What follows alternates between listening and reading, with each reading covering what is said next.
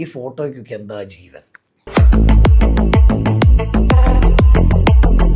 ഇപ്പൊ ഈ റീസെന്റ് ആയിട്ട് ഇപ്പൊ സാറ് പൂച്ചനെ പിടിച്ചിരിക്കും,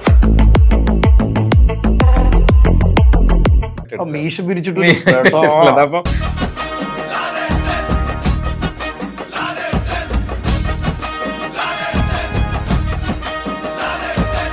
ഈ ഫോട്ടോ സാറിന് ഭയങ്കര ഇഷ്ടപ്പെട്ടു.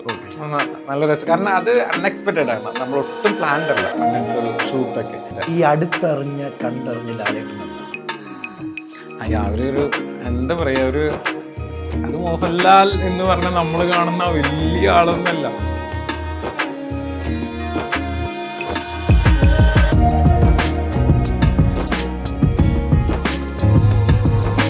കൊച്ചുകുട്ടിയുടെ മനസ്സാണ്, ഭയങ്കര പാവ.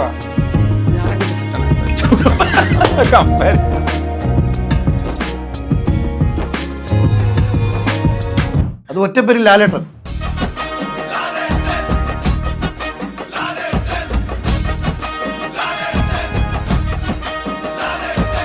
ആദ്യം ഞങ്ങൾക്ക് അറിയേണ്ടത് ഈ ഫോട്ടോയ്ക്കൊക്കെ എന്താ ജീവൻ? കോംപ്ലിമെന്റിന് ആദ്യം ഞാൻ താങ്ക്സ് പറയാം.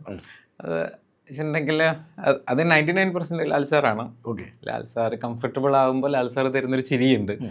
ആ ചിരി ആ മൊമെന്റിൽ എനിക്ക് പകർത്താൻ പറ്റി എന്നുള്ളതാണ് എൻ്റെ ഭാഗ്യം. ഞാനിപ്പോൾ ഒരു 12 years ആയി സാറിൻ്റെ ഫോട്ടോ എടുക്കാൻ തുടങ്ങിയിട്ട്. അപ്പം അതിൻ്റെ ഇടയിലൊക്കെ എനിക്ക് കുറേ നല്ല ചിത്രങ്ങൾ, നല്ല മുഹൂർത്തങ്ങൾ എനിക്ക് കിട്ടിയിട്ടുണ്ട്. അത് തന്നെയാണ് ശ്രദ്ധിക്കപ്പെട്ടത്. കാരണം ലാൽ സാർ തന്നെ ഒരിക്കൽ പറഞ്ഞിട്ടുണ്ട്, ഇപ്പോൾ ഈ സോഷ്യൽ മീഡിയ ഒക്കെ വരുന്നതിൻ്റെ മുന്നേ സാറ് പറഞ്ഞൊരു കാര്യമുണ്ട്. അതായത് നിങ്ങളെടുത്ത ഫോട്ടോ ആണ് എല്ലാ സ്ഥലത്തും ഹോർഡിങ് വെച്ചിട്ടുള്ളത് എന്ന് പറഞ്ഞിട്ടുണ്ട്. അപ്പം സാർ അത് വണ്ടിയിൽ പോകുമ്പോൾ ഇങ്ങനെ കാണാറുണ്ട് ഞാനെടുത്ത ഓരോ ചിത്രങ്ങൾ. അപ്പോൾ അത് ആളുകൾക്ക് ഇഷ്ടപ്പെടുന്നുണ്ട്, അതുകൊണ്ടാണല്ലോ വെച്ചിട്ടുണ്ടാവുക. പക്ഷെ ഞാൻ മാത്രമല്ല, അല്ലാത്ത ഫോട്ടോസ് നല്ലതൊക്കെ ഉണ്ട് കേട്ടോ. ഞാനിപ്പോൾ എനിക്ക് എൻ്റെ കാര്യമില്ലേ പറയാൻ പറ്റുള്ളൂ. പക്ഷെ സാറിൻ്റെ ചിരി എനിക്ക് കിട്ടിയിട്ടുണ്ട് നല്ല രീതിയിൽ. ഞാൻ അതൊരു കംഫർട്ടും കൂടല്ലേ അല്ലേ? അല്ല, ചുമ്മാ ചിരിക്കാൻ രണ്ടു തരം പറ്റും. അഭിനയിച്ചും ചിരിക്കാം, മനസ്സിനുള്ളിൽ നിന്നും ചിരിക്കാം. കറക്റ്റ്. എന്ത് തരം ചിരിയാണ് അനീഷേട്ടന് തരുന്നത് ലാലേട്ടൻ? അല്ല, ഇത് ഞാനേ സാറ് ഇപ്പം അതെൻ്റെ ഷൂട്ട് കാണുമ്പോൾ അറിയാം, ഞാൻ ഇഴഞ്ഞിട്ടൊക്കെ അടുത്ത് പോയിരിക്കും ക്യാമറ വെച്ചിട്ട്. സാറേ ഒന്ന് ചിരിക്കുമോ എന്ന് ഞാൻ ഉറക്കൊന്നും ചോദിക്കില്ല. ഞാനൊരു ഫോട്ടോ എടുക്കും, സാറേ ഓക്കെ എന്ന് പറഞ്ഞിട്ട് സാറ് എടുക്കും. ഞാൻ ഈ ഫോട്ടോ ക്യാമറയായിട്ട് ഞാൻ അടുത്തേക്ക് മെല്ലെ പോകും. പോയിട്ട് ഞാൻ പറഞ്ഞു, സാറേ കുറച്ചും കൂടി ചിരിച്ചാലേ, ഇനി എത്ര ചിരിക്കണം സാർ, കുറച്ചും കൂടെ ചിരിച്ചാൽ നമുക്കൊന്ന് നോക്കാം സാർ. എന്നിട്ട് അല്ലെങ്കിൽ ഞാൻ ഇങ്ങനെ തന്നെ സംസാരിക്കാം, അല്ലെങ്കിൽ നമുക്ക് മാറ്റാമല്ലോ. ഞാൻ എടുക്കാം, നിങ്ങളെടുക്കുമോ, ഞാൻ നോക്കാം എന്ന് പറഞ്ഞിട്ട് എന്നെ നോക്കില്ല, അവിടെ എവിടെയെങ്കിലുമൊക്കെ നോക്കി ചിരിക്കും. ആ ചിരിച്ചിട്ട് സാറ് തിരിച്ചു വരുന്ന ക്യാമറയിലേക്കായിരിക്കും. കറക്റ്റായിട്ട് എന്നെ നോക്കി ചിരി സ്റ്റാർട്ട് ചെയ്യാനുള്ള ഒരു സാറ് അഭിനയിക്കല്ലോ, അത് വേറൊരു മീഡിയമാണ്, വേറെ പരിപാടിയാണ്. അപ്പോൾ സാറ് ചിലപ്പോൾ സൺലൈറ്റിനായിരിക്കും, മാനടിച്ചേട്ടനായിരിക്കും, അനീഷന്തി പറയുന്നത് ആ രീതിയിൽ അവിടെ സംസാരിച്ചിട്ട് അവിടെ ഒരു ചിരി ബിൽഡ് ചെയ്യും. ഭയങ്കര ബ്രില്യൻ്റ് അത്. അവിടെ ഒരു ചിരി ബിൽഡ് ചെയ്തിട്ട് ഒറ്റ തിരിയെല്ലാം കൊണ്ട് കറക്റ്റായിരിക്കും അവിടെ എടുത്തോണം.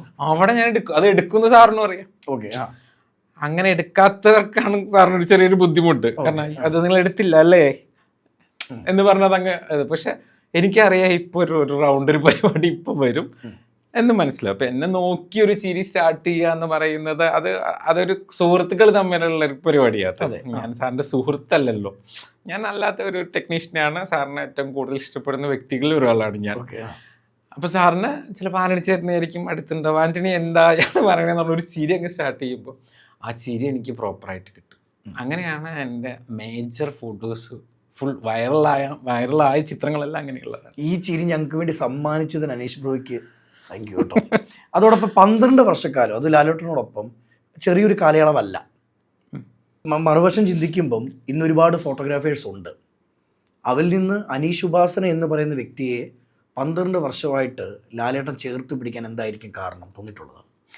ഞാൻ അങ്ങനെ ഈ തുടർച്ചയായി അങ്ങനെ കൂടെ നിൽക്കുന്ന ഒരു സ്റ്റാഫോ അങ്ങനെയൊന്നുമല്ല. പക്ഷെ സാറിൻ്റെ പേഴ്സണൽ ഷൂട്ടുകളൊക്കെ എനിക്ക് ചെയ്യാൻ പറ്റിയിട്ടുണ്ട്. അഡ്വർടൈസിങ് ആണെങ്കിലും അല്ലാതെ ഉള്ളതാണെങ്കിലും ഒക്കെ എങ്ങനെയോ ഞാനതിന് എങ്ങനെയും കൃത്യമായിട്ട് ഞാൻ അവിടെ ഉണ്ടാക്കും. അയാളോട് വരാൻ പറയൂ എന്ന് പറയും, അല്ലെങ്കിൽ സജീവ് എന്നെ വിളിക്കും. നാളെ ഇപ്പം ഈ റീസെൻ്റ് ആയിട്ട് ഇപ്പോൾ സാറ് പൂച്ചനെ പിടിച്ചിരിക്കുന്ന ഒരു ഫോട്ടോ ഞാൻ റീസെൻ്റ് ആയിട്ട് മീശ പിരിച്ചിട്ട്. അപ്പം ആ ലുക്കിൽ വന്നതിന് ശേഷം എനിക്ക് കോളൊന്നും വരുന്നില്ല ഫോട്ടോ എടുക്കാൻ.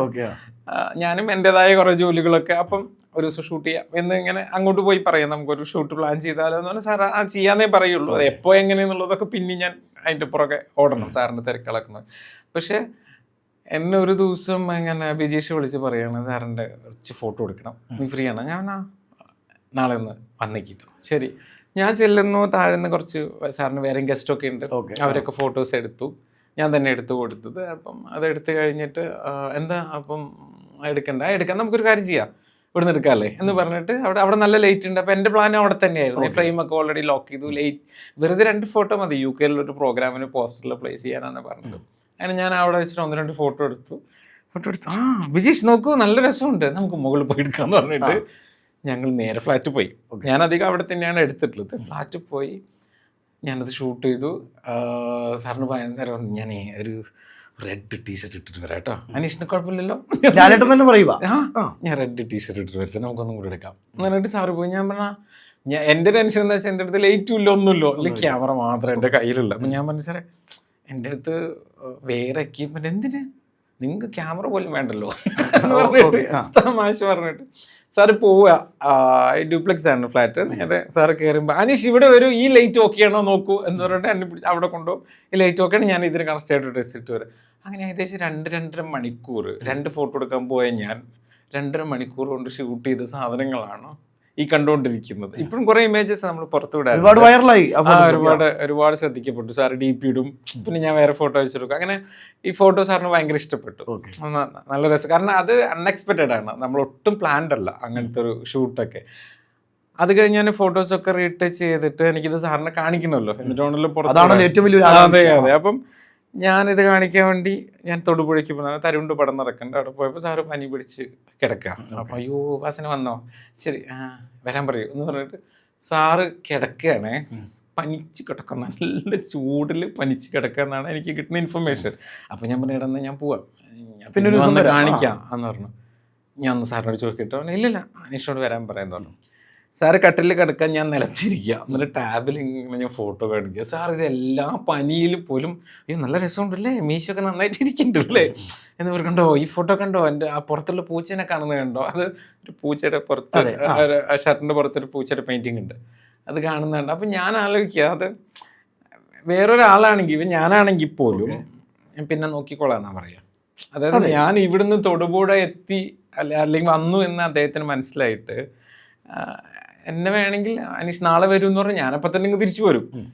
ഇല്ലല്ല അത് കാണണം, അപ്പം അത് കാണണമെന്നും അതായത് നമ്മൾ കൺസിഡർ ചെയ്യുന്നുള്ളൊരു ചിന്തയൊക്കെ ഉള്ളൊരു വലിയ വ്യക്തിയാണ് പുള്ളി.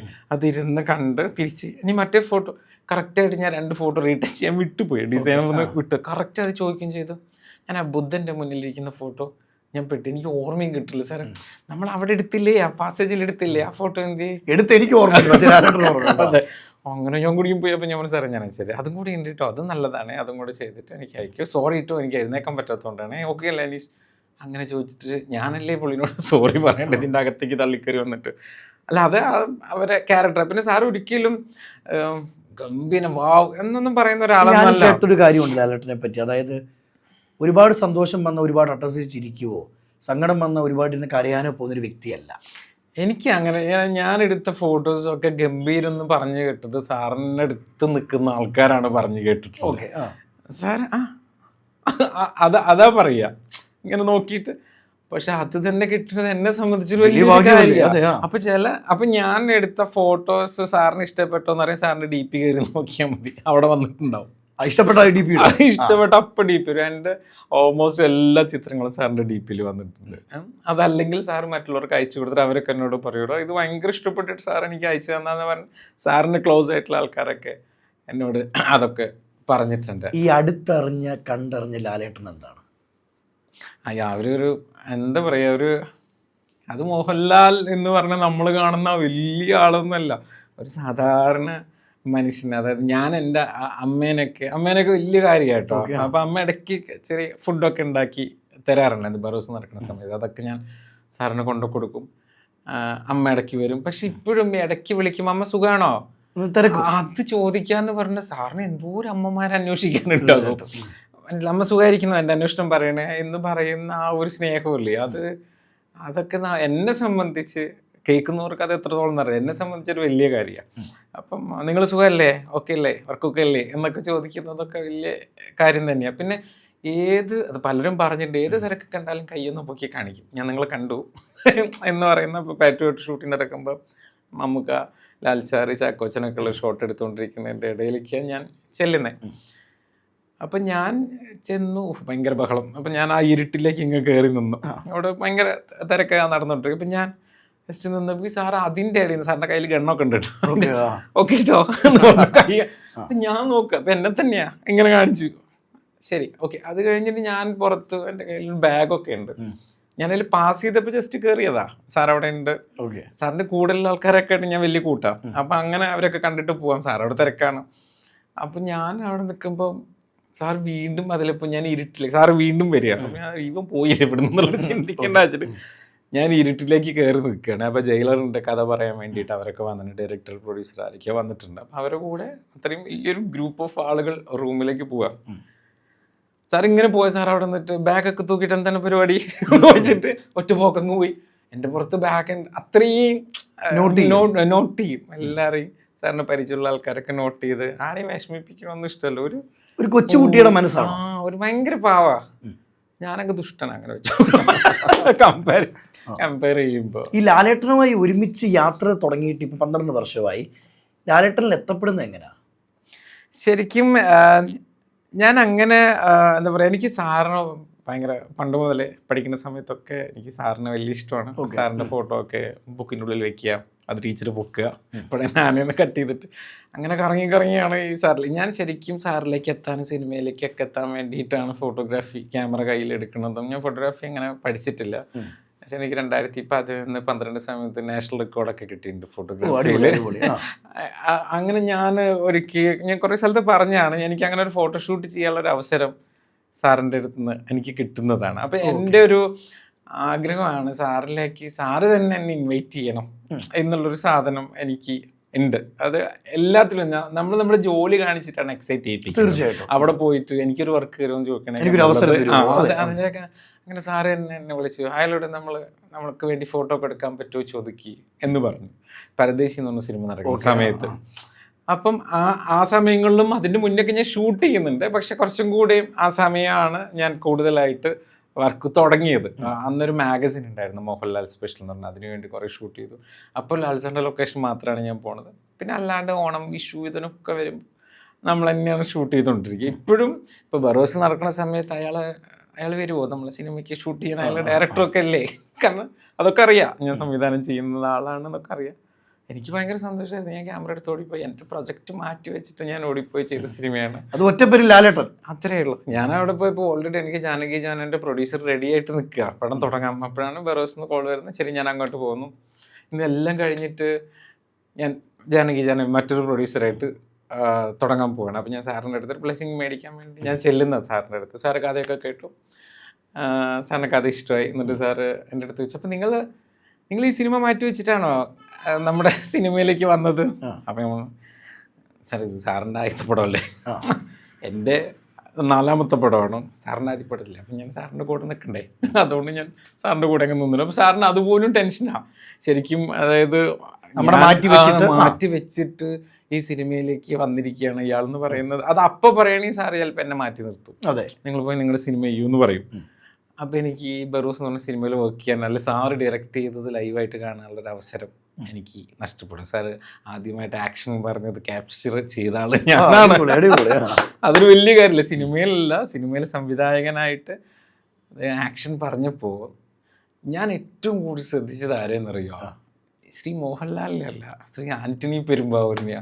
അവർ മുഖത്തുള്ള ഒരു, അതായത് ഇങ്ങനെ അരടിച്ചേട്ടൻ ഇരിക്കുക കേട്ടോ. അപ്പം അല്ല റെഡിയാണ്, ആക്ഷൻ പറയാം എന്നൊക്കെ പറഞ്ഞിട്ട് ചുറ്റുമുള്ള സാറിനോട് ഡയറക്റ്റ്ലി സംസാരിക്കാൻ കെൽപ്പുള്ള ആളുകളൊക്കെ ഇങ്ങനെ പറയുന്നുണ്ട്. സാർ അതിന് സില്ലിയായിട്ട് കാരണം. അപ്പോൾ ഈ ആക്ഷൻ പറഞ്ഞപ്പോൾ ആന്റണി ചേട്ടൻ്റെ മുഖത്തുണ്ടായ ഒരു സന്തോഷം, അതാണ് കട്ട ഫാൻ ആന്റണി പെരുമ്പാവൂർ. ലാലേട്ടൻ്റെ ഒരു ബലം തന്നെയാണോ ആന്റണി പെരുമ്പാവൂർ? അല്ല, ലാൽ സാർ വെച്ചിട്ടുണ്ടെങ്കിൽ അവര് ഭയങ്കര ഞാൻ കണ്ടെടുത്തോളൂ എന്ത് നല്ല സുഹൃത്തുക്കളാന്ന് എനിക്ക് ഇടയ്ക്ക് തോന്നാറുണ്ട്. അല്ലെങ്കിൽ സാറിൻ്റെ ഒരു ഭയങ്കര ബാക്ക് ബോൺ ആണ് സാറിന് എങ്ങനെ നീറ്റായിട്ട് കൊണ്ടു കിടക്കുന്നു, സാറിന് പരിക്കുകളില്ലാതെ കൊണ്ടു കിടക്കുന്ന, അബദ്ധങ്ങളിൽ പോയി ചാടാത്ത സാറിനെ കൊണ്ട് നടക്കുന്ന അങ്ങനെ ഒരാൾ അനിച്ചേട്ടൻ. കാരണം അനിച്ചേട്ടൻ്റെ എല്ലാ സമയവും ലാൽ സാറിന് വേണ്ടിയിട്ടാണ്. ലാൽ സാറിനെ കുറിച്ച് സംസാരിക്കാൻ, ലാൽ സാറിന് വേണ്ടിയിട്ടുള്ള ബിസിനസ് കാര്യങ്ങൾ നോക്കാനും സിനിമയുടെ കാര്യങ്ങളും കഥ കേൾക്കാനും ആനടിച്ചേട്ടനെ തിരക്കുണ്ട്. ലാൽ സാറിൻ്റെ തിരക്കും കൂടിയാണ് ആനടിച്ചേട്ടന്. ഞാൻ ഇടയ്ക്ക് ആനടിച്ചേട്ടനെ കാണും, ആനടിച്ചേട്ടൻ ചിലപ്പോൾ എന്നെ ഒന്നും മനസ്സിലാവുക പോലും ഇല്ല. പിന്നെ അത്രയും പ്രഷറുള്ള ഒരു മനുഷ്യനാണ്. എന്നിട്ട് പോലും ആളുകളോട് ചിരിച്ച് സംസാരിച്ച് സെൽഫി എടുത്ത് ലാൽ സാറിന് ഒരു ടെൻഷനും കൊടുക്കാത്തൊരു വ്യക്തിയായിട്ടാണ് എൻ്റെ അറിവിൽ. ഒരു രീതിയിലുള്ള ടെൻഷനും ലാൽ സാറിലേക്ക് എത്തിക്കില്ല. ആൻ്റണി ചേട്ടൻ കഴിഞ്ഞിട്ടേ അങ്ങോട്ട് ആ ടെൻഷൻ എത്തുള്ളൂ. ആൻ്റണി ചേട്ടൻ അത് അവിടെ വെച്ച് തീർത്തിരിക്കും. ആ ടെൻഷൻ അപ്പുറത്ത് എത്തൂല. വലിയൊരു ബോണ്ടാ. അതാണ് ഒരു വിജയം എന്ന് പറയാം. പിന്നെ അത് ഭയങ്കര അതൊരു ഭയങ്കര ഭാഗ്യം തന്നെയാണ്. അനീഷേട്ടാ, ഒരു 500 രൂപയ്ക്ക് തുടങ്ങിയ ഒരു സ്റ്റുഡിയോ കേട്ട സത്യമാണോ? സത്യമാണ്. അതായത് ഞാൻ ഫോട്ടോഗ്രാഫി ചെയ്തുകൊണ്ടിരിക്കുന്നത് ഫിലിം മാഗസിൻ്റെ കവർ പേജൊക്കെ ചെയ്തുകൊണ്ടിരിക്കുന്നത്. അങ്ങനെയാണ് പാലാരിട്ടത്ത് വരുന്നത്. പാലാരിട്ട് വന്ന ഒരു സ്റ്റുഡിയോ എവിടെയെങ്കിലും ഇടാം, ഒരു സ്റ്റുഡിയോ നല്ലതാണ്. അന്ന് ചിലവര് പറഞ്ഞു സിനിമയൊക്കെ ഇല്ല, നിനക്ക് ഇതിൻ്റെ ആവശ്യമുണ്ടോ? പലരും പറഞ്ഞു. അതായത് വലിയ വലിയ ഡയറക്ടേഴ്സ് എല്ലാവരും എൻ്റെ അടുത്ത് പറഞ്ഞിട്ട് അതിൻ്റെ ആവശ്യമുണ്ടോ, നിൻ്റെ ഫ്യൂച്ചർ ബ്രേക്ക് ആയി പോയില്ലേ നീ സ്റ്റുഡിയോൻ്റെ പുറകെ നടന്ന. അപ്പം ഞാൻ ഒന്ന് അവിടെ ഇരുന്നോട്ടെ. അങ്ങനെ ഞാൻ അയാൾക്ക് ഒരു 500 രൂപ കൊടുക്കുന്നു.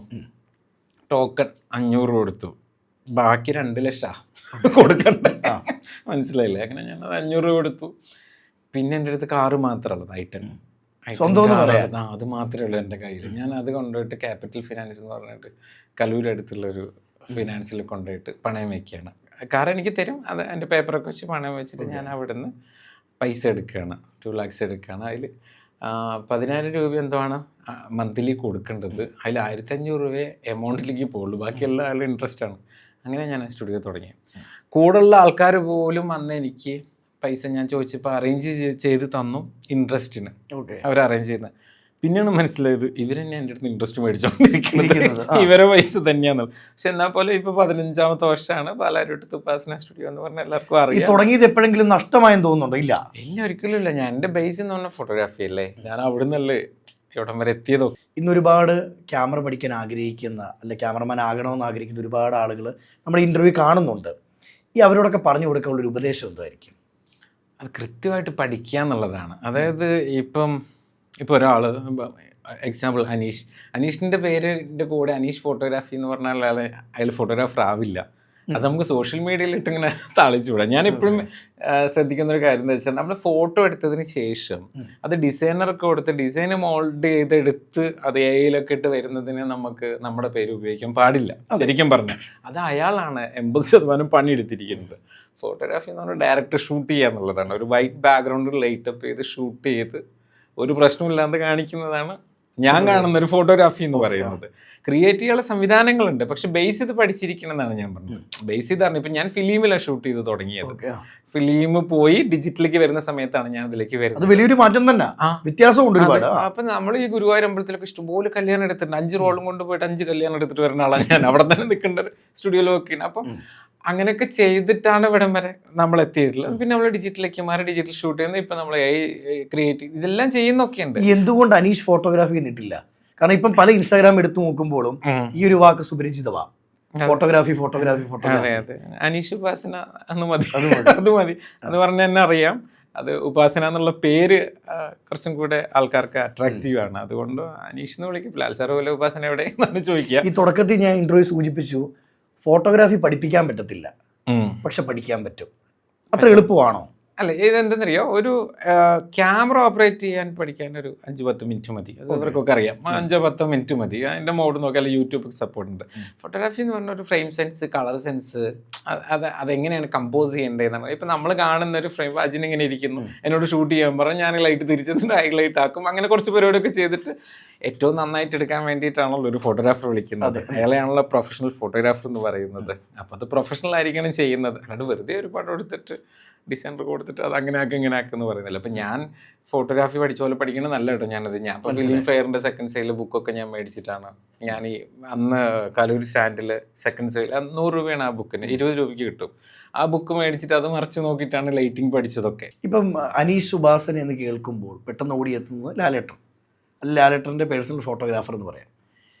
ഈ ലാലേട്ടൻ കൂടാതെ മറ്റ് നടന്മാരുമായിട്ട് ഇതുപോലെ ബോണ്ട് ഉണ്ടായിട്ടുണ്ടോ? അല്ലെങ്കിൽ എന്തെങ്കിലും ഒരു ഓർമ്മകളുണ്ടോ?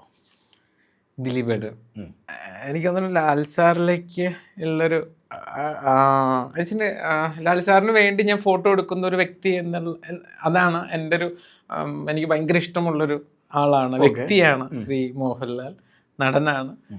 പക്ഷെ ദിലീപേട്ടൻ എനിക്ക് എൻ്റെ ഒരു ചേട്ടനെ പോലെയാണ്. അത് വേറൊരു വൈബാണ് അവിടെ. വെച്ചിട്ടുണ്ടെങ്കിൽ ഞാൻ എൻ്റെ ഒരു പോയിന്റിൽ ഞാൻ അത്യാവശ്യമൊക്കെ ഷൂട്ട് ചെയ്ത് തുടങ്ങുന്നു, പക്ഷെ സാമ്പത്തികമായിട്ട് എനിക്കൊന്നും വരുന്നില്ല.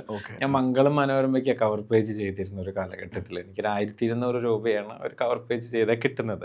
ഒരു റോൾ ഫിലിം വേണം, അതിൽ ഷൂട്ട് ചെയ്യുമ്പോൾ ഒരു ഫോട്ടോ ആണ് അവർ സെലക്ട് ചെയ്യുന്നത്, അതിലെനിക്കൊരു 1200 രൂപ തരും. 1200 രൂപ 2 മാസം കഴിഞ്ഞിട്ടാണ് വരിക. ഇതൊന്നും വെച്ച് എനിക്ക് മുന്നിലേക്ക് പോകാൻ പറ്റുന്നില്ല. അങ്ങനെ ഞാനൊരു ദിവസം വ്യാസേട്ടനെ, അതായത് എന്നോട് വീട്ടിൽ പോകാൻ പറഞ്ഞ ആളെ ഞാനൊരു ദിവസം കൊച്ചിയിൽ വെച്ചിട്ട് നേർക്കണ്ട, നീ ഇനി വീട്ടിൽ പോയില്ലെന്ന് വെച്ച്, ഇല്ലേട്ടാ ഞാനൊരു ചെറിയ പരിപാടിയൊക്കെ ആയിട്ട് കവർ പേജൊക്കെ ചെയ്യുമ്പോൾ നീ ശരിയാവും തോന്നുന്നില്ലടാ എന്ന് പുള്ളി തമാശയ്ക്ക് പറയുന്നു. അപ്പോൾ ചേട്ടാ എന്താ പരിപാടി? നമ്മളെ ദിലീപിൻ്റെ ഒരു പടം നടക്കുന്നുണ്ട്, അപ്പോൾ അങ്ങോട്ട് പോവുക. തമിഴ്നാട്ടിലൊരു സ്ഥലം പറഞ്ഞേ, ഉടുമൽപേട്ട് പോലൊരു സ്ഥലം, പടത്തിൻ്റെ പേര് പണ്ടിപ്പെടാൻ പറ്റില്ല, അങ്ങനെ അതാണ് തോന്നുന്നു. അതെ എന്നാൽ ഞാൻ വരട്ടെ, കാരണം എനിക്ക് പ്രത്യേകിച്ച് പണിയില്ല. അന്ന് കയറിക്കോന്ന് പറഞ്ഞാൽ എന്നെ കൊണ്ടുപോയി. അവിടെ പോകുന്നു, ദിലീപേട്ടനെ അവിടെ ഷൂട്ട് ചെയ്യുന്നു, ദിലീപേട്ടൻ്റെ റെസ്റ്റോറൻറ്റ് കുടയൊക്കെ പിടിച്ച് അങ്ങോട്ട് പോകുന്നു. അങ്ങനെ പരിപാടികളൊക്കെ നടന്നുകൊണ്ടിരിക്കുന്ന ഒരു ചെറിയ വണ്ടി, കാരവൻ പോലുള്ളൊരു വണ്ടി.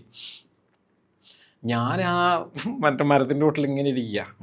അപ്പോൾ എല്ലാവരും ഫുഡൊക്കെ കഴിക്കുന്നുണ്ട്, എന്നെ ഫുഡ് കഴിക്കാൻ വിളിക്കും. അപ്പോൾ ഞാൻ അങ്ങനെ ദിലീപേട്ടൻ അങ്ങോട്ട് പോകുമ്പോഴും എന്നെ നോക്കും, ഇങ്ങോട്ട് വരുമ്പോഴും നോക്കും. എന്നെ എവിടെയോ കണ്ടിട്ടുണ്ട്, ഞാൻ അതിൻ്റെ ഇടയിലൊക്കെ മാഗസിനൊക്കെ വേണ്ടി ഫോട്ടോ എടുത്തു. ആ ഒരു എന്തോ ചിരിക്കും, പിന്നെ അവർ ചിരിക്കണമല്ലോ എല്ലാവരോടും, ആ രീതിയിൽ എന്നോട് ചിരിക്കുന്നു.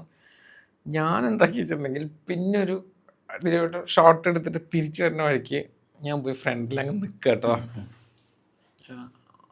എന്താണ് വെച്ചു പുള്ളി എനിക്കൊരു 3500 രൂപ വെച്ചു ദിലീപേട്ടനോട്. അപ്പൊ പുള്ളിയുടെ അസിസ്റ്റന്റ് നോക്കി, ശേഖറോ എന്തൊരാള്, പുള്ളി കുറച്ച് മുന്നിലേക്ക് വന്നു കൊടയായിട്ട്. എന്താണ് കാര്യം? ഞാൻ പറഞ്ഞു എനിക്ക് ശരിക്കും വേണ്ടി 10,000 രൂപയാണ്, റെന്റ് 3500 ആണ്, ഞാനൊരു സ്ഥലം കണ്ടെത്തിയിട്ടുണ്ട്, അത് നിങ്ങൾ ആരാണ്? അപ്പോഴേക്കും എൻ്റെ അടുത്ത് അസിസ്റ്റന്റ് മാറി വഴിയിൽ നിന്ന് മാറുമെന്ന് പറഞ്ഞു. അല്ല നിങ്ങൾ ആരാ എന്ന് ചോദിച്ചിട്ട് ദിലീപേട്ടൻ ഒന്നും മനസ്സിലായില്ല.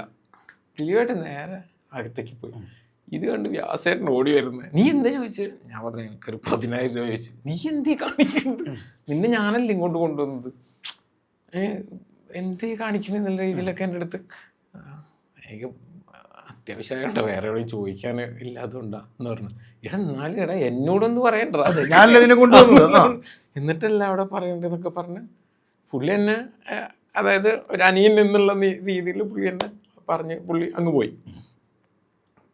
കഴിഞ്ഞിട്ട് ഈ അസിസ്റ്റന്റ് വിളിച്ചിട്ട് പറഞ്ഞു, നിങ്ങളോട് സാർ വരാൻ പറഞ്ഞോന്ന് പറഞ്ഞു. ഞാൻ നോക്കുമ്പോൾ വ്യാസേട്ടനുമില്ല, എന്നെ കൊണ്ടുവന്ന് പറഞ്ഞു. എന്നെ ഇടിക്കാൻ പറ്റിയാണ് അകത്ത് കയറ്റിയിട്ട്. ഞാൻ അങ്ങനെ ചെന്നു കേട്ടോ. ഒരു വട്ടം ഇങ്ങനെ ഇരിക്കുന്നുണ്ട്. എൻ്റെ പേരെന്താന്ന് വെച്ചാൽ അനീഷ് എന്നാണ്, അനീഷ് ഉപാസിനാണ്. എൻ്റെ ഫോട്ടോ എടുത്തിട്ടുണ്ടോ? എടുത്തിട്ടുണ്ട്. എനിക്ക് ഓർമ്മയുണ്ട്, ഞങ്ങൾ എവിടെയൊക്കെ ഞാൻ കണ്ടിട്ടുണ്ടെന്നാണ്. അല്ല എന്നോട് പൈസ വയ്ക്കാനുള്ള കാര്യം എന്താണെന്ന് ചോദിച്ചു. അപ്പോൾ ഞാൻ പറഞ്ഞാൽ ഞാൻ ആലിഞ്ചോടെ ഒരു സ്റ്റുഡിയോ ഫ്ലോർ കണ്ടിട്ടുണ്ട്, അപ്പോൾ എനിക്കിങ്ങനെ കുറച്ച് ഫോട്ടോ ഒക്കെ എടുക്കണം, 2 ലൈറ്റൊക്കെ മേടിക്കണം. അപ്പോൾ ലൈറ്റ് മേടിക്കാനുള്ള പരിപാടിയൊക്കെ ഞാൻ നാട്ടിൽ സ്ഥലമൊക്കെ കിട്ടി ഞാൻ സെറ്റാക്കിയിട്ടുണ്ട്. അപ്പോൾ ഇവിടെ എനിക്ക് ഫ്ലോർ 3500 രൂപ റെൻറ്റ് പറഞ്ഞ് ഞാൻ സംസാരിച്ച് 3250 ആക്കാം. അത് പുള്ളിനോട് പറയാം, പുള്ളി എന്തോ തരാമെന്ന് ഏറ്റവും പോലെ ഞാൻ പറയുന്നത്. അല്ല ഞാൻ അതൊന്നല്ല ചോദിച്ചത്, നിങ്ങൾ എന്ത് ധൈര്യത്തിലാണ് എന്നോട് പൈസ ചോദിച്ചത് എന്ന് ചോദിച്ചു. ഞാൻ പറഞ്ഞു എനിക്ക് പരിചയമുള്ള ഒരാളെ. എന്ത് പരിചയം? അല്ല ഞാൻ അല്ലാണ്ടൊരു പരിചയം, അത് സിനിമയെ കണ്ട പരിചയമാണ് എനിക്ക് ആകെയുള്ളത്, അത് വെച്ച് ഞാൻ ചോദിച്ചതാണ് എന്ന് പറഞ്ഞു. അപ്പോൾ പുള്ളി ചോദിച്ചു എന്താ പരിപാടി എന്താന്ന് ചോദിച്ചു പുള്ളി. ഞാൻ അങ്ങനെ ഫോട്ടോ ഒക്കെ എടുക്കും. അല്ല അതെനിക്ക് മനസ്സിലായി എന്തിനാണ് ഈ പൈസ, അപ്പം സ്റ്റുഡിയോ ഇട്ടിട്ട് ഫോട്ടോഷൂട്ടൊക്കെ ചെയ്തിട്ട് ഞാൻ ഈ പൈസ തിരിച്ചു തരും. അപ്പോൾ പുള്ളി ചിരിച്ചു. പുള്ളി ചിരിച്ചതിൻ്റെ അർത്ഥം കുറേ പേര് എൻ്റെ അടുത്ത് പൈസ അയച്ചു പോയിട്ടുണ്ട്. അല്ല അതവിടെ നിൽക്കട്ടെ, എന്താണ് നിങ്ങളെ ഫ്യൂച്ചർ പരിപാടികൾ എന്താന്നുള്ള അർത്ഥത്തിൽ ചോദിച്ചു. ചേട്ടാ എനിക്ക് സിനിമയിൽ എന്തെങ്കിലും ആവണം. എന്താവണം? എന്തെങ്കിലും ഒരു ക്ലാരിറ്റി ഇല്ലേ ചോദിച്ചു. എനിക്ക് ടെക്നീഷ്യൻ ആയാൽ മതി. ഡയറക്ടറാണോ? ഞാൻ അല്ല അങ്ങനെയല്ല, സിനിമയിൽ എനിക്ക് വർക്ക് ചെയ്യണമെങ്കിൽ സിനിമ ഭയങ്കര ഇഷ്ടമാണ്, ഞാൻ അത്രയും ഇതായിട്ട് വന്നതാണ്. അല്ല എനിക്ക് കഥയൊന്നും കേൾക്കണ്ട, കഥയൊക്കെ ഞാൻ ഡെയിലി കേൾക്കുന്ന പുള്ളി കഥ പലതരത്തിലുള്ള കഥ കേൾക്കുന്ന. അപ്പോൾ ഇതായിരുന്നു ആവശ്യം. ഞാൻ ചോദിച്ചു തെറ്റായി പോയി ഏട്ടാ സോറി എന്ന് പറഞ്ഞു. ഇല്ലില്ല എന്ന് പറഞ്ഞിട്ട് പുള്ളി ഒരു 10,000 എടുത്ത് എൻ്റെ കയ്യിൽ വെച്ച് വന്നു. പുള്ളി ഓൾറെഡി പൈസ വെച്ചിട്ടായിരുന്നു എന്നെ വിളിച്ചത്. ഓക്കെ. എൻ്റെ കയ്യിൽ വെച്ച് വന്നു. ഇത് നിങ്ങളെനിക്ക് തിരിച്ചു തരുന്നൊന്നും തോന്നുന്നില്ല, എന്നാലും നിങ്ങളുടെ കണ്ണിലൊരു ഫയർ ഉണ്ട് എന്ന് എനിക്ക് തോന്നുന്നു എന്ന് പറഞ്ഞു. കാരണം ഇതൊക്കെ സിനിമയിൽ എന്തെങ്കിലും ആവണം എന്നുള്ളൊരു ആഗ്രഹം സത്യസന്ധമായതുകൊണ്ടായിരിക്കുമല്ലോ എന്നെ തടഞ്ഞു നിർത്തിയത് എന്നുള്ള അർത്ഥത്തിലാണ് പുള്ളി പറഞ്ഞത്. ഇത് നിങ്ങൾ വെച്ചോളൂ, ഞാൻ പലരെയും സഹായിക്കാറുണ്ട്, അതിലൊരാൾ തന്നെയാണ് നിങ്ങളത് വെച്ചോളൂ, പൈസ വേസ്റ്റ് ചെയ്യരുത് കേട്ടോ, നിങ്ങൾ പറഞ്ഞതിലൊരു ജെന്യൂനിറ്റി ഉള്ളത് കൊണ്ടാണ് ഞാൻ ഈ പൈസ തരുന്നത് എന്നുള്ള രീതിയിൽ എനിക്ക് പൈസ തരുന്നു. ഞാൻ ആ പൈസ കൊണ്ട് അവിടുത്തെ ഭക്ഷണം പോലും കഴിക്കാതെ അടുത്ത വണ്ടിക്ക് കയറി ഞാൻ അവിടെ വന്നിട്ട്, അവിടെ ഒരു ആൻറ്റി ഉണ്ട് ആലിഞ്ചോടുള്ള പഴശ്ശി ട്രാവൽസ് എന്ന് പറഞ്ഞ ട്രാവൽസിൻ്റെ മുന്നിലാണ്, ആ ഒരു കോമ്പൗണ്ടിൻ്റെ അകത്താണ്. അവിടെ പോയി ഞാൻ ആൻറ്റിക്ക് പൈസ കൊടുത്തിട്ട് ഞാൻ അവിടെ ഒരു സ്റ്റുഡിയോൻ്റെ ഒരു ഫ്ലോർ, ഇതുപോലെ ഒരു ഫ്ലോർ സെറ്റ് ചെയ്ത് 2 ലൈറ്റൊക്കെ വെച്ചിട്ട് അവിടെ നിന്ന് തുടങ്ങി ഞാൻ അംഗം. അവിടെ നിന്നാണ് ലാൽ സാറിൻ്റെ ഷൂട്ട്, അത് ഇതെല്ലാം ചെയ്ത് അത്യാവശ്യം പേരൊക്കെ എടുത്ത് ഞാൻ ആദ്യത്തെ സിനിമ സംവിധാനം ചെയ്യുന്നു. മാറ്റിനി എന്ന് പറഞ്ഞ സിനിമ. മാറ്റിനി എന്ന് പറഞ്ഞ സിനിമയുടെ പൂജയ്ക്ക് ദിലീപേട്ടനാണ് ഗസ്റ്റ്. അപ്പം ഇത് ഞാൻ ഇൻവൈറ്റ് ചെയ്ത ഗസ്റ്റ് അല്ല, AOP ഒരു വലിയ കമ്പനി, അവരുടെ ക്ലാസ്മേറ്റ് ഒക്കെയാണ് ദിലീപേട്ടനെ എന്നെ അല്ലാതെ അറിയാം കേട്ടോ, ഈ അറിവല്ല, അല്ലാതെ എന്നെ അറിയാം.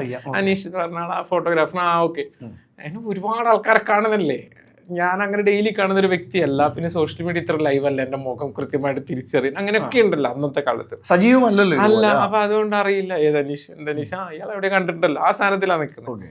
അങ്ങനെ ദിലീപേട്ട സ്റ്റേജിൽ നിന്നിട്ട് ഇങ്ങനെ പറഞ്ഞു, ഇങ്ങനെ അനീഷ് ഇവിടെ സംസാരിച്ചത് കേട്ടു, ഈ ഫോട്ടോഗ്രാഫേഴ്സിൻ്റെ കൂട്ടത്തിൽ നിന്നൊരാളാണ് അനീഷ്.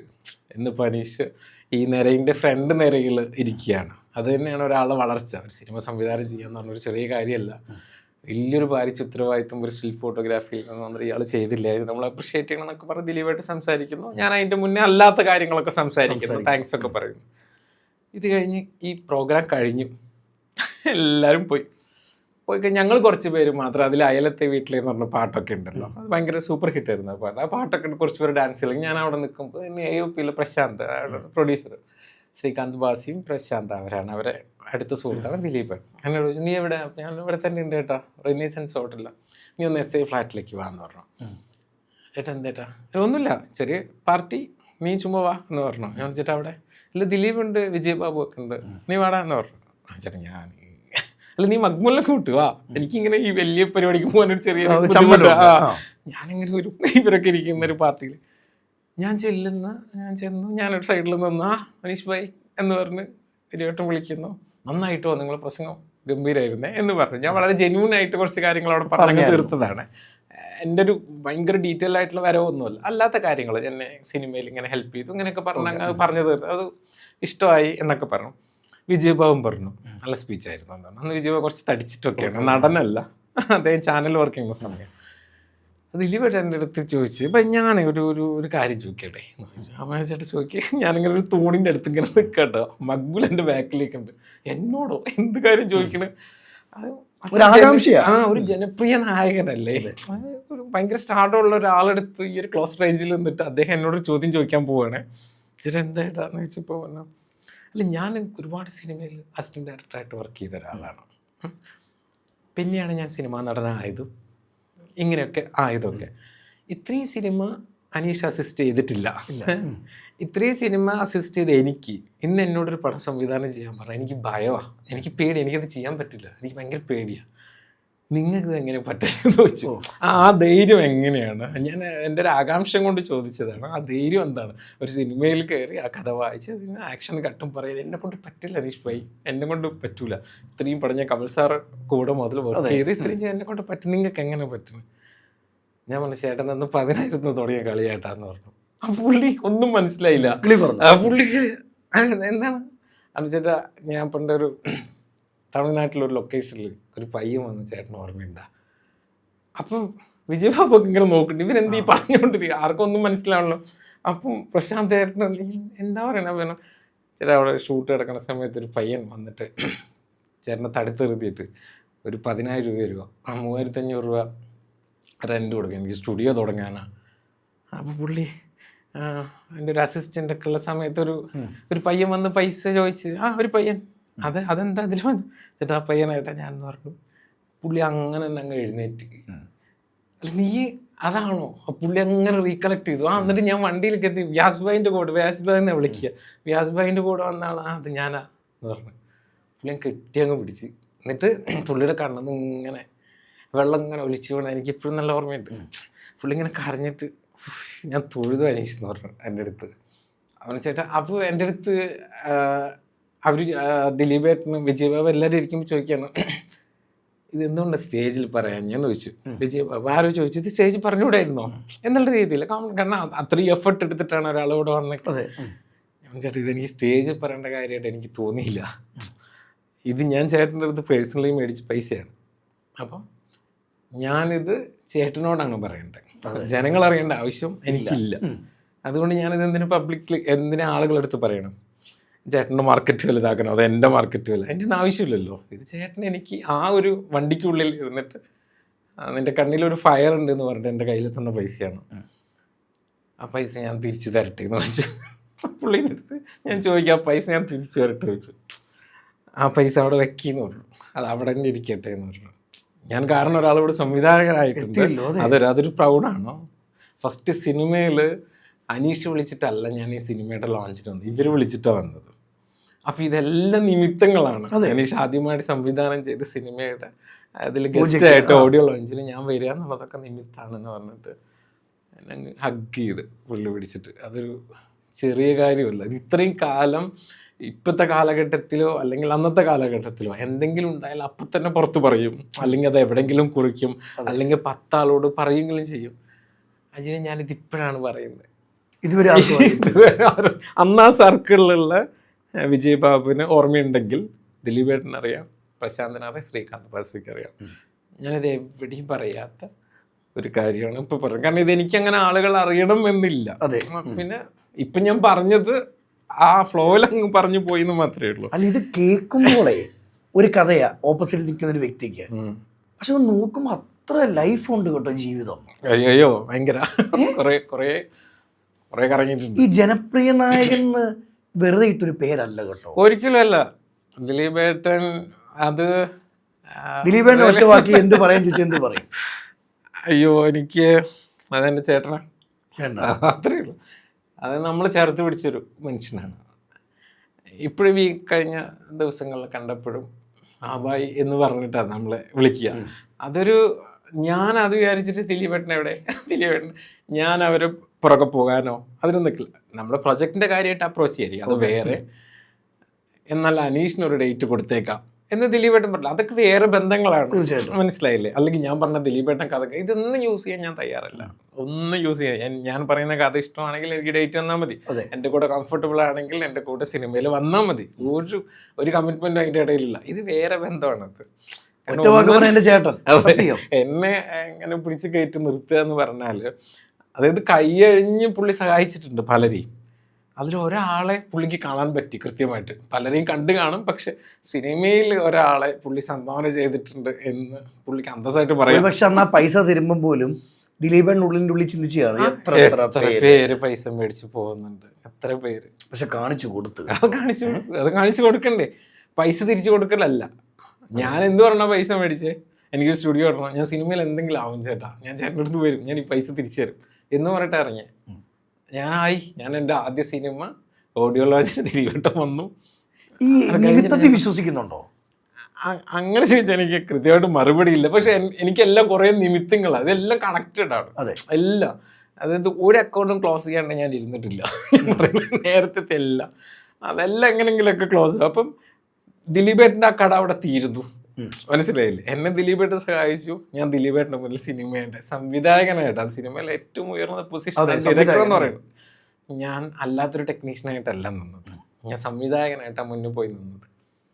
അത് ഏറ്റവും വലിയ പ്രൗഡ് മൊമെൻ്റ് ആണ്. എൻ്റെ താരായാലും ദിലീപേട്ടൻ അത് പ്രൗഡ് മൊമെൻ്റ് ആണ്. ദിലീപേട്ടൻ എന്നെ ചേർത്ത് പിടിച്ചത് എനിക്ക് ഇപ്പോഴും അറിയാം. അങ്ങനെ ചേർത്തങ്ങ് പിടിച്ചു നിന്നു. കാരണം ഒരുപാട് പേരെ ചേർത്ത് പിടിക്കുന്ന ഒരു ഹൃദയം കേട്ടോ. പിന്നെ ഭയങ്കര അടുത്തറിയാവുന്ന മനസ്സിലാക്കുന്ന ദിലീപേട്ടൻ എന്താന്ന് ഒറ്റവാക്കി ചോദിച്ച ജനപ്രിയ നായകൻ. മറ്റൊരു നടന് വിടാൻ പറ്റുമെന്ന് എനിക്ക് തോന്നുന്നില്ല. അത്രയും ഹെൽപ്പ് ചെയ്തിട്ട്. കാരണം എനിക്ക് എൻ്റെ എക്സ്പീരിയൻസിലേ പറയാൻ പറ്റുള്ളൂ. ഇത് വളരെ ഓർഗാനിക് ആയിട്ടുള്ള കാര്യമാണ് ഞാൻ പറഞ്ഞത്, നടന്ന കാര്യമാണ് ഞാൻ പറഞ്ഞത്.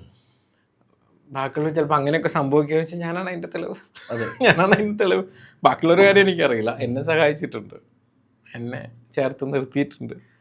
പക്ഷെ എനിക്കത് മതി. അതിൻ്റെ അയ്യോ എനിക്ക് അങ്ങനെ എൻ്റെ ചേട്ടനെ ഞാൻ പോയിട്ട് ഡേറ്റ് നോക്കി ആ പരിപാടിക്കൊന്നും ഞാൻ പോവില്ല, ഒന്നിനും ഞാൻ പോവില്ല. അങ്ങനത്തെ ഒന്നുമില്ല. ഇപ്പം ദേപ്പുട്ട് എന്ന് പറഞ്ഞ ഷോപ്പിൻ്റെ മുന്നിലിരിക്കുന്ന ഫോട്ടോസൊക്കെ ഞാൻ ഷൂട്ട് ചെയ്തതാണ്. ഓ അടിപൊളി അടിപൊളി. എല്ലാ പോകുന്നുള്ളവർ നോക്കണം കേട്ടോ. അപ്പം ഞാൻ ഒരു ദിവസം ഞാൻ ആ ഷൂട്ട് പ്ലാൻ ചെയ്തു. വൈകുന്നേരം 7:30 ആയി ദിലീപേട്ടൻ വന്നപ്പോൾ, ഷൂട്ടിന് വന്നപ്പോൾ. നമ്മളൊരു 5 മണിക്കൊക്കെ പ്ലാൻ ചെയ്ത ദിലീപേട്ടൻ്റെ ഷൂട്ട് കഴിഞ്ഞ് വന്നപ്പോൾ 7:30 8 മണി നമുക്ക് ഷൂട്ട് ചെയ്യാം. ദിലീപേട്ടൻ തന്നെ മേക്കപ്പ് ഇട്ടു. മേക്കപ്പ് ആർട്ടിസ്റ്റൊക്കെ എത്താനായിട്ട് ദിലീപേട്ടൻ തന്നെ മേക്കപ്പ് ഇട്ടു. അന്നൊരു പവർ കട്ടിൻ്റെ ടൈമായിരുന്നേ. ടക്കെന്ന് പറഞ്ഞാൽ കറണ്ട് പോയി. 3 ഡോട്ട്സിലാണ് നമ്മൾ ഷൂട്ട് ചെയ്യാൻ വന്നത്. അപ്പം കറണ്ട് പോയി കഴിഞ്ഞപ്പം ബൈ എന്ന് വിളിച്ചെന്നെ. ചേട്ടാ 20 മിനിറ്റ് അരമണിക്കൂർ എന്തോ ആണ് കറണ്ട് വരും, അപ്പോൾ നമുക്ക് വേറെ ദിവസം ഷൂട്ട് ചെയ്താലോ എന്ന് വെച്ച്. ചേട്ടാ അരമണിക്കൂറിൽ കറണ്ട് വരും, അല്ലെങ്കിൽ ഇപ്പോൾ ജനറേറ്റർ ഓണാകും, വേണ്ട ബൈ വേറെ ദിവസം ഷൂട്ട് ചെയ്യാമെന്ന് പറഞ്ഞു. അപ്പം ഞാൻ ചേട്ടാ അതെന്താ എന്ന് വെച്ച്, അല്ല നമ്മളൊരു ബിസിനസ് തുടങ്ങാൻ പോയല്ലേ, അതങ്ങനെ ഇരുട്ടിലേക്ക് പോകണോ എന്ന് ചോദിച്ചു എൻ്റെ അടുത്ത്. അത് അവരുടെ ഒരു വിശ്വാസമാണ് കേട്ടോ. എനിക്ക് പക്ഷേ ചേട്ടാ അങ്ങനെയുണ്ടോ എന്നാണ് എൻ്റെ ചോദ്യം. എനിക്ക് അങ്ങനെ തോന്നുന്നു എന്ന് പറഞ്ഞു. ശരി ഓക്കെ എന്നാണ് ലൈറ്റൊക്കെ ഓഫ് ചെയ്തോ എന്ന് പറഞ്ഞു. ഞങ്ങളിത് സംസാരിക്കുമ്പോൾ കറണ്ട് വന്നു. വേണമെങ്കിൽ ഷൂട്ട് ചെയ്യാം, എല്ലാം റെഡിയാ, കയറി നിന്നാൽ മതി ദിലീപേട്ടൻ. പക്ഷേ അത് കഴിഞ്ഞിട്ട് ഞങ്ങൾ സൗണ്ട് തോമയുടെ ഒരു shoot, promo shoot, look test എന്തോ നമിതേനെ വെച്ചിട്ട് ചെയ്യുന്ന സമയത്തിലോട്ട് നമുക്ക് അവിടെ ഷൂട്ട് ചെയ്യാമെന്ന്. ഞാൻ അവിടെയാണ് അത് ഷൂട്ട് ചെയ്തത്, ഹോളിഡേ ഇന്നില്ല. ദേപ്പുട്ട് ഭയങ്കര ഹിറ്റായില്ലേ. സ്ഥാപനം എവിടെയൊക്കെ വന്നു, ഇപ്പോൾ ചെന്നൈയിൽ വരാൻ പോകുന്നുണ്ടെന്നു എവിടെയൊക്കെ വന്നു. ഞാൻ ദിലീപേട്ടനോട് പിന്നെ പറഞ്ഞു, ദിലീപേട്ടനെ ഭയങ്കര ഇട്ടോ എന്ന് പറഞ്ഞു. കേട്ടോ അതൊരു വിശ്വാസമാണ് ബൈ. അത് ഞാൻ പറഞ്ഞ പോലെ ചെയ്തിരുന്നെങ്കിൽ ചിലപ്പോൾ അത് എന്തെങ്കിലും സംഭവിച്ചു പോയേനെ. പക്ഷേ ദിലീപേട്ടൻ പറഞ്ഞത് എനിക്കിപ്പോൾ അതിൽ വിശ്വാസമുണ്ട്. ദിലീപേട്ടൻ്റെ ഒരു തീരുമാനത്തിൽ എനിക്ക് വിശ്വാസമുണ്ട്. ഞാൻ ആ പുള്ളി ചിരിച്ചിട്ടാണ് വിടുക. അത് പുള്ളിയുടെ മാത്രം വിശ്വാസമാണ്. സൗകര്യം ഉണ്ടെങ്കിൽ ബാക്കിയുള്ളവർ വിശ്വസിച്ചോളൂ. അല്ലെങ്കിൽ അനീഷ് എന്ന് പറയുന്നൊരു വ്യക്തിക്ക് ലാലേട്ടൻ അല്ലാത്തൊരു കഥയുണ്ട്. അതെ കറക്റ്റ്. ഇങ്ങനെ ഈ ഒരു എപ്പിസോഡ് കൂടി ഉണ്ട് എൻ്റെ കയ്യിൽ. ഞാനങ്ങനെ പുറത്ത് ഈ ജീവിതം മൊത്തത്തിൽ എടുത്തു നോക്കിയാൽ എത്ര സിനിമയിൽ ഒതുങ്ങും? 2.5 മണിക്കൂറാണെങ്കിൽ 2.5 മണിക്കൂറിൽ എൻ്റെ കഥ തീരില്ല. ഒരു 2-3 സിനിമ വേണം എനിക്കിത് പറയാൻ. അത്രയും ഉണ്ട്. ഈ അനുഭവം എപ്പോഴും ഒരു ഗുരുവായിട്ടുണ്ടോ? ഞാൻ എന്താ ഞാൻ ഭയങ്കര ഒരു ഹെൽപ്പ് ചെയ്യുന്ന ഒരാളാണ്. ഒരാളിപ്പോൾ പക്ഷെ ഞാൻ കേട്ടൊരു കാര്യമുണ്ട്, അനീഷ് എന്ന് പറയുന്ന വ്യക്തി ഹെൽപ്പ് ചെയ്തവരാരും തിരിഞ്ഞു നോക്കിയിട്ടില്ലെന്ന് കേട്ടിട്ടുണ്ട്. ശരിയാണോ? അല്ല, അവരങ്ങനെ തിരിഞ്ഞു നോക്കേണ്ട ആവശ്യം ഉണ്ടെന്ന് എനിക്ക് തോന്നുന്നില്ല. ഇപ്പം ഞാൻ അമല പോൾ എന്ന് പറഞ്ഞ ആക്ട്രസ്, അവർ ഞാൻ വിളിക്കുമ്പോൾ അല്ലെങ്കിൽ ഞാൻ കാണുമ്പോൾ എന്നോട് സംസാരിക്കാറുണ്ട്. അത് മതി.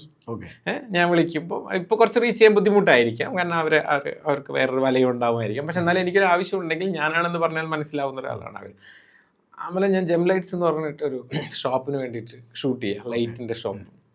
എൻ്റെ വീട്ടിലായിരുന്നു ഫ്ലോർ. അവിടെ വെച്ച് ഷൂട്ട് ചെയ്തുകൊണ്ടിരിക്കുന്നതിൻ്റെ ഇടയിൽ ഈ പ്രഭു സോളമൻ എന്ന് പറഞ്ഞ ഡയറക്ടർ, അയാളെ ആദ്യത്തെ പടമാണ് മൈനയല്ലേ ഇവള് അമല അഭിനയിച്ച പടം, മൈനയാണ് തോന്നുന്നു. ഓക്കെ, അപ്പോൾ അങ്ങനെ ഒരു സിനിമയുണ്ട് എന്ന് പറഞ്ഞിട്ട് അതിൻ്റെ ആർട്ടിസ്റ്റിനെ കോർഡിനേറ്റ് ചെയ്യുന്ന ഷിബു സുശീൽ എന്നെ വിളിക്കുകയാണ്. ഓക്കെ, അനീഷ് ആരെങ്കിലും ഉണ്ട്? അപ്പം ഞാൻ ഈ കവർ പേജ് എടുക്കുന്ന ആളല്ലേ, അപ്പോൾ കുട്ടികൾ കൂടുതൽ ഞാൻ ത്രൂ ഉണ്ടാകും, നമുക്ക് അവരെ അറിയാൻ നല്ല കുട്ടികളൊക്കെ ഉണ്ട്, ഷൂട്ട് ചെയ്യുന്നില്ല. എന്നെ വിളിക്കുന്നു, ഇപ്പോൾ ഒരാൾ ഇവിടെ ഉണ്ട്, ഞാൻ ഷൂട്ട് ചെയ്യാം. ജീവിതത്തിലൊരു പിടിവാശിക്കാരനാണോ? അല്ല, ഞാനൊരു സാധനം എയിം ചെയ്താൽ ഞാനത് ചെയ്യും. എത്ര കൊല്ലം കഴിഞ്ഞാലും ഞാനത് അറിയും. ആൾക്കാർ എതിർക്കാൻ വന്നാലോ? അതൊന്നും ഏക്കൂല എൻ്റെ അടുത്ത് നിന്ന്. ഈ ചിരി തന്നെ ആയിരിക്കും അപ്പുറം കൊടുക്കുക. ഇതൊന്നും എൻ്റെ അടുത്ത് ഏക്കൂല എന്നുള്ള രീതിയിൽ തന്നെ ഞാനതിനെ ഹാൻഡിൽ ചെയ്യാം. അങ്ങനെ പേടിച്ച് പിന്മാറുന്ന പരിപാടിയൊന്നുമില്ല. നമ്മൾ ഫിസിക്കലി അറ്റാക്ക് ചെയ്യുക എന്നുള്ളതല്ല, ചിരിച്ചുകൊണ്ട് നേരിടും. എന്തിന് 6-7 ദിവസം പട്ടിണി കിടന്നപ്പോൾ ഈ ചിരി മുഖത്തുണ്ടായിരുന്നു. ചെറിയ വാശിയും ധൈര്യവും അല്ല. നന്നായിട്ട് ഭക്ഷണം കഴിച്ചപ്പോൾ ഈ ചിരി എൻ്റെ മുഖത്തുണ്ട്. പോകാത്ത ഈ ചിരി മാത്രമാണ്.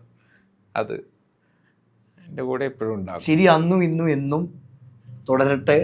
ഇനി ഒരുപാട് ഫോട്ടോസ് കാണുവാനും ഈ പറഞ്ഞ കഥകളൊക്കെ ഞാൻ പറഞ്ഞല്ലോ, ഇതിലൂടെ ഞാൻ മനസ്സിലാക്കിയൊരു കാര്യം, ഈ മറ്റുള്ളവൻ്റെ ഉള്ളെന്ന് പറഞ്ഞ എല്ലാവരും പാവങ്ങളാണ്. കറക്റ്റ്. പക്ഷെ ആ ഉള്ളറിയണമല്ലേ? ഈ ചിരിച്ച് നടക്കുന്നവരുടെ ഉള്ളിലാണ് ഏറ്റവും വിഷമങ്ങളുള്ളത്. അങ്ങനെയില്ല, അങ്ങനെയൊന്നുമില്ല. വിഷമങ്ങൾ തുറന്നു പറയും. ഇപ്പം എന്നോട് സിനിമയിൽ വരാൻ ആരും പറഞ്ഞിട്ടില്ല. കേരളത്തിലൊരു മനുഷ്യൻ പോലും ഇല്ല. അനീഷ് ഉപാസന എന്ന് പറഞ്ഞ പേരിൽ നിങ്ങൾ നാളെ ഒരു സംവിധായകനാണ്. ഇത് എൻ്റെ സ്വന്തമായിട്ടുള്ള തീരുമാനമാണ്. എൻ്റെ ഇഷ്ടപ്രകാരം ഞാൻ വന്നതാണ്. ഞാൻ വന്നപ്പോൾ ഞാൻ കുഴിയിൽ വീണു, മുള്ളുകുത്തി, എല്ലാം സംഭവിച്ചിട്ടുണ്ട്. എനിക്ക് വേണമെങ്കിൽ തിരിച്ച് വീട്ടിലേക്ക് പോവാം. വീട്ടിൽ സാമ്പത്തികമായിട്ട് താഴെയാണ്. എന്നാൽ പോലും എനിക്ക് വീട്ടിലേക്ക് പോകാമായിരുന്നു. ഞാൻ പോവാത്ത എന്താ? എൻ്റെ വാശിയെന്നല്ല, എൻ്റെ ലക്ഷ്യമാണ് മുന്നിൽ. ഞാൻ അതിലേക്ക് എത്തും. അല്ലെങ്കിൽ പിന്നെ ഈ പണിക്ക് ഇറങ്ങരുത്. മിണ്ടാണ്ട് അവിടെ ഇരുന്നാൽ മതിയല്ലോ. ഇന്ന് ഈ വീഡിയോ കാണുന്ന ഒരുപാട് ചെറുപ്പക്കാർ ഫെയിമിന് വേണ്ടിയും എന്നാൽ ലാലേട്ടനോടൊപ്പം നിൽക്കുക, ഒരു ഫോട്ടോ എടുക്കാം, ഈ കഷ്ടപ്പാടൊന്നും പറഞ്ഞിട്ടില്ലായിരിക്കും കേട്ടോ. കഷ്ടപ്പാടുണ്ട്, ഇഷ്ടംപോലെ. അത് ഇറങ്ങി തിരിക്കുമ്പോൾ അറിയാം. അതെ, ഞാൻ പറഞ്ഞില്ല, ഇപ്പം സാറിനെ കുറിച്ച് ഞാൻ എപ്പോഴും വാദവരാതെ സംസാരിക്കുന്ന ഒരാളാണ്. അത് അത്ര ഇഷ്ടമുള്ള ഒരാളെ കുറിച്ച് നമ്മൾ എപ്പോഴും സംസാരിച്ചുകൊണ്ടിരിക്കും. അതിന് തന്നെ എനിക്ക് കുറേ കമൻസ് ഒക്കെ വരാറുണ്ട്. ഇയാളാരും ഇതിങ്ങനെ പറഞ്ഞു, ഇവനൊക്കെ എടുത്ത് കളയേണ്ട സമയം കഴിഞ്ഞു എന്ന്. അത് സാറ് ചെയ്തോളുന്നേ, സമയമാകുമ്പോൾ. നിങ്ങളെന്തിനും ആവശ്യമില്ല.